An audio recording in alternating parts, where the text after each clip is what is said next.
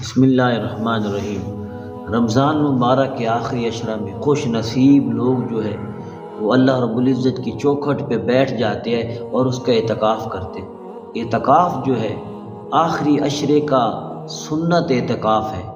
اگر کسی ایک نے کر لیا تو پوری کی بستی کی طرف سے ہو جائے گا، اگر کوئی نہیں کرے گا تو پوری بستی جو ہے وہ پکڑ میں آ سکتی ہے، پوری بستی پہ عذاب الہی آ سکتا ہے۔ ام المومنین حضرت عائشہ صدیقہ رضی اللہ تعالی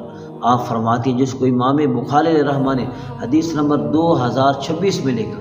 ام المومنین آپ فرماتی ہیں کہ رسول اللہ صلی اللہ علیہ وسلم ہمیشہ 10 دنوں کا اعتکاف کرتے، آخری 10 دنوں کا،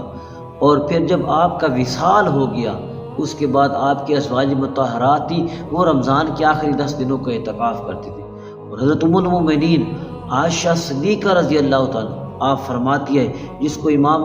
بہقی نے شعب الایمان میں حدیث نمبر 3966 میں لکھا، پیارے آقا نے فرمایا کہ جو رمضان مبارک کے آخری 10 دنوں میں اعتکاف کرے گا اللہ پاک اس کو 2 حج اور 2 عمروں جتنا ثواب عطا فرمائے گا۔ اور پھر حضرت ام المومنین عائشہ صدیقہ رضی اللہ تعالیٰ عنہ آپ فرماتی ہے، جس کو امام حیثمی نے اور دیگر بہت سے ائمہ نے روایت کیا، پیارے آقا نے فرمایا کہ جو بندہ رمضان کے آخری 10 دنوں کا اعتکاف کرے گا اللہ پاک اس کے پچھلے گناہوں کو معاف فرما دے گا۔ حضرت عطا خرسانی جو ہے آپ فرماتے ہیں، جب انسان کسی بڑے آدمی کی چوکھٹ پہ بیٹھ جاتا ہے اس کو حیا آتی ہے، وہ کچھ نہ کچھ دے دیتا ہے، تو جو 10 دن اللہ پاک کے گھر میں آ کے اس کا مہمان بن کے بیٹھ جاتا ہے وہ اٹھتا بعد میں ہے، اس کے گناہوں کی بخشش پہلے ہو جاتی ہے۔ مفتی احمد یار خان نعیمی علیہ رحمہ آپ فرماتے ہیں اعتکاف کے فائدوں میں سے